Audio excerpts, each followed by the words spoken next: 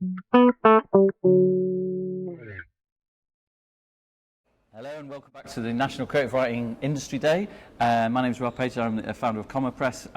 Now we are delighted to be joined by Emma Herdman, who is the the editorial director, I knew I'd get that wrong, at Hodder Fiction. So to start with, Emma, tell us about what exactly you do, your role at Hodder. So I am editorial director, and I actually work across Hodder Fiction and Sceptre, which is our small boutique literary imprint. And on Sceptre we publish about 12 to 15 books a year, Hodder a lot more.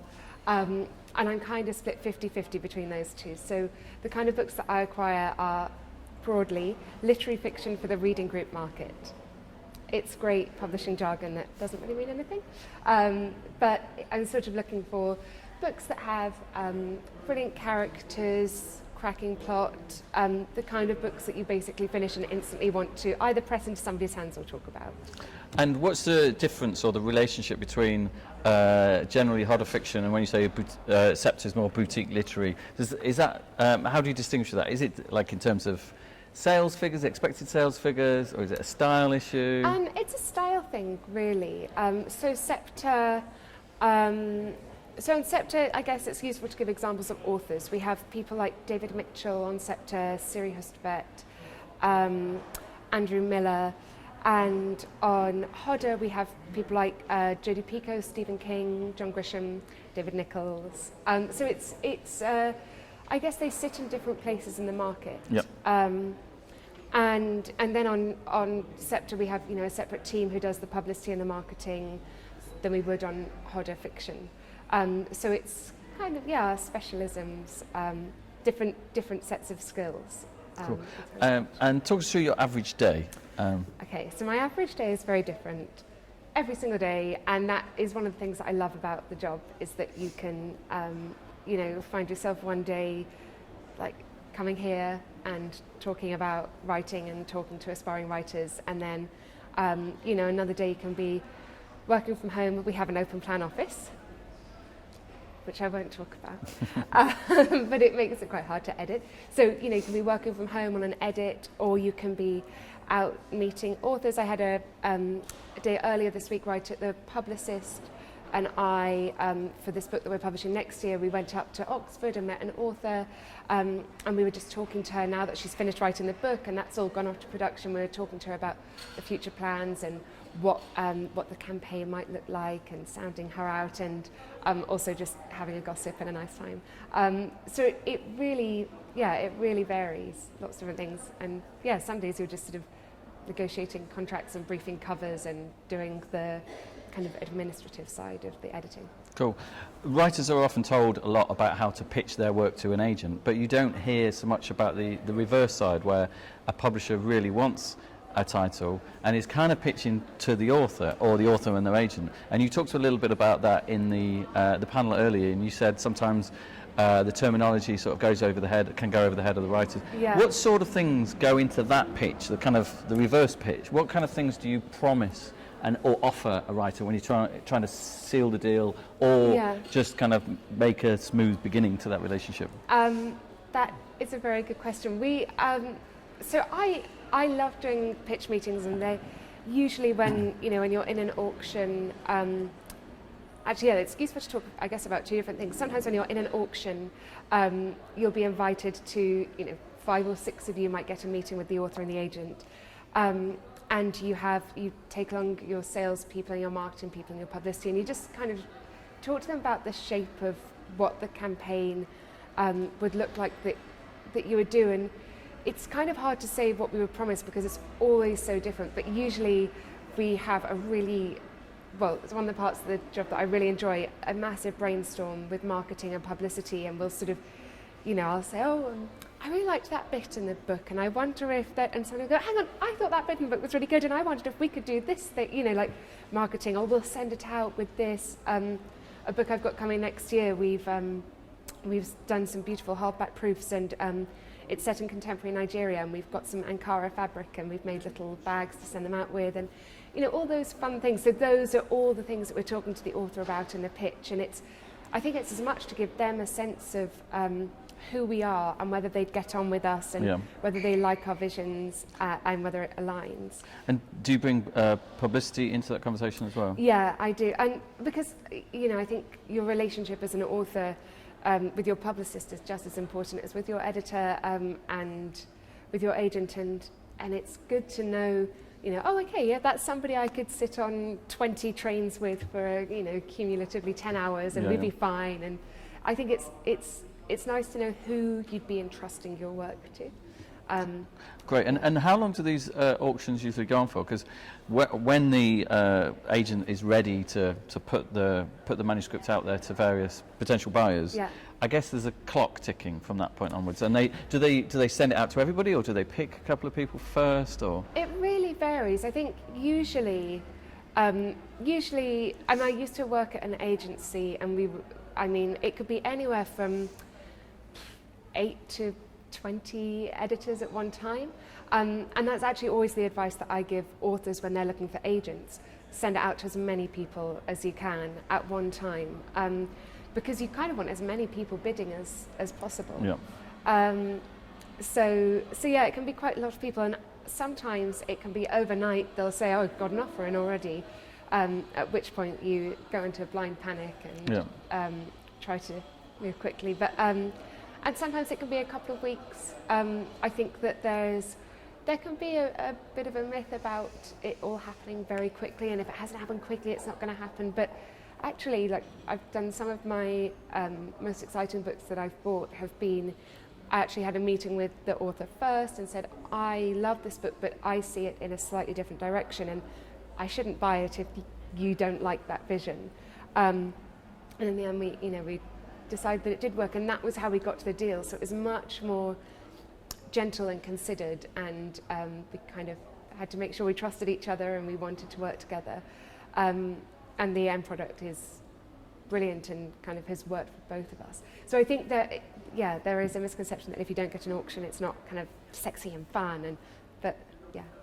You hear a lot about this, publishers and editors saying, well, if we might want to take the book in a slightly different direction. That could mean a lot of things, I presume. But can you give us some examples, obviously with no names, but examples of what you mean by a slightly different direction? So there was, I guess it's useful to use the example of the book I was talking about, which was when it came in. It's a kind of cinematic literary mystery, and incredibly beautifully written, very stylized. And I really loved it, but I felt that it was sitting just a little bit on the fence, and it wasn't quite a sort of mystery, but it definitely wasn't a thriller, and I didn't want it to be a thriller. And I wanted there to be more mystery. It did feel as though if we put it out and we told people the pitch and then they read it, they'd be disappointed that there wasn't enough intrigue. So I said, what I want to do is make each character more potentially culpable, and let's make it more Tinker Tailor, Soldier Spy, and give the reader more kind of fat to chew on, and what's more going on. Page turnability. Exactly. But we talked quite a lot about that. Didn't mean that I thought it was a crime novel, and I didn't want it to become a crime novel. I wanted it to be fiction, straight fiction, but just with this kind of plot propulsion, that it was lacking for a reason, because she had written it in that style. So now we have this incredible writing, but there's a kind of more propulsion, and you're more suspicious of everybody, which makes it more satisfying as a reader, and also I think makes people talk more about it, because you are intrigued by who's done it. And do you ever find writers resistant to the idea of being pigeonholed or kind of genreified? I once did an anthology of stories which included a story by A.S. Byatt, and it was kind of a collection of an anthology about uncanny stories, and I used the word horror just to kind of describe it, and she said, no, this is not a horror story, this is not a horror book. And I kind of didn't use the word horror in the subtitle or anything like that on the book, because I was very aware that she didn't, and other writers didn't want it to be classed in that genre. So do you find that they're kind of a little bit averse to those kind of labels? I think that people can be, and I guess for us, it's sometimes we kind of shy away from it a little bit as well, because you want to get as many readers as possible. And so I have a book that we're publishing in a few weeks, which is, I mean, it's literary fiction, but it's also got this massive sci-fi angle. It's set in an imagined future. So it's not sci-fi, but we are delighted to have lots of reviews in sci-fi magazines, because it would satisfy a sci-fi reader, but it will also be interesting to somebody who only reads literary fiction.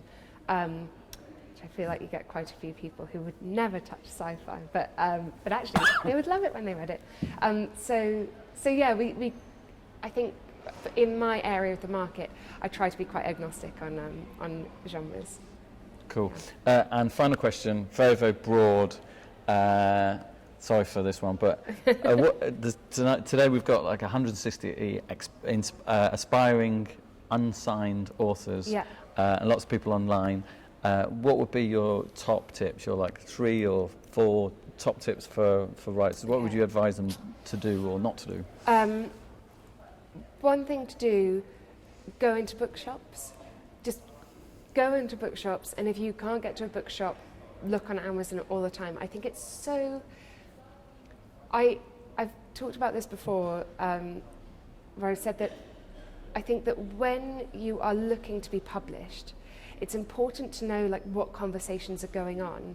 So it's like going to a party and seeing a group of people standing over there, and they are in the middle of a conversation, and it's not cool to just walk over and just start talking straight away. Like you go over, you listen to what people are saying, and then you start talking, and then you join in, and that's what I think is really key. And you're not necessarily going to be led by what they are saying, but you can join in, you can look at it from a different point of view or something. So it's not about making sure that you're being led by the conversation, but you just know what's going on. Yeah. And it's a great metaphor. Yeah, I think it is a good one. It's not actually mine. I heard it from a tutor once on a very strange MA that I did, but I think it applies to this so well.